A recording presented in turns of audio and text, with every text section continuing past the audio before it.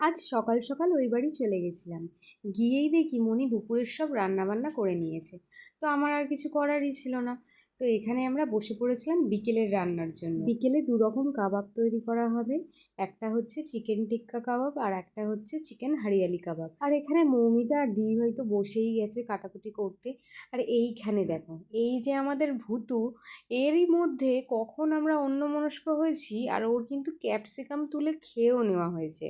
তো যাই হোক, ও তো ওর কাজ করতেই থাকবে। তো এখানে আমি বাকি জিনিসগুলো পেস্ট করে নিচ্ছিলাম যেগুলো করার ছিল। বিকেলে দিদিভাই নুডলসও করবে, তার জন্য এখানে নুডলসের জিনিসগুলো সব এনে রাখা রয়েছে। তো ম্যারিনেটের কাজটা তো দিদিভাই করে নিয়েছে, ওই সব মাখিয়ে টাকিয়ে ফ্রিজে ঢুকিয়ে রেখে দিয়েছিল। বেশ কয়েক ঘন্টা ফ্রিজে রাখার পর সেগুলোকে বের করে এরকম স্টিকের মধ্যে লাগিয়ে তারপর এগুলোকে আমি ভেজে নিয়েছিলাম। আর এদিকে চিকেন হারিয়ালি কাবাবেরও সব কিছু রেডি করাই ছিল, তো ওগুলোকেও ভেজে নিয়েছিলাম। আর খেয়ে সবাই খুব ভালোই বলেছে। ফার্স্ট টাইম বানিয়েছিলাম, একটু ভয়ে ভয়ে, বাট ভালোই হয়েছিল, সবাই ভালোই বলেছে।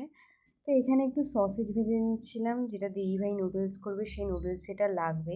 তো নুডলসটা তো দিদিভাইই করবে, কারণ ওটা আমি পারি না, মানে কোনো দিন করিই নি। তো নুডলসটা এর আগেও অনেকবার করেছে আর এইবারেও ওই করেছে। ওটাও কিন্তু দারুণ হয়েছিল খেতে, টেস্ট কিন্তু খুবই ভালো ছিল। এই নুডলসটা খেতেও যেরকম টেস্টি, দেখতেও কিন্তু দারুণ।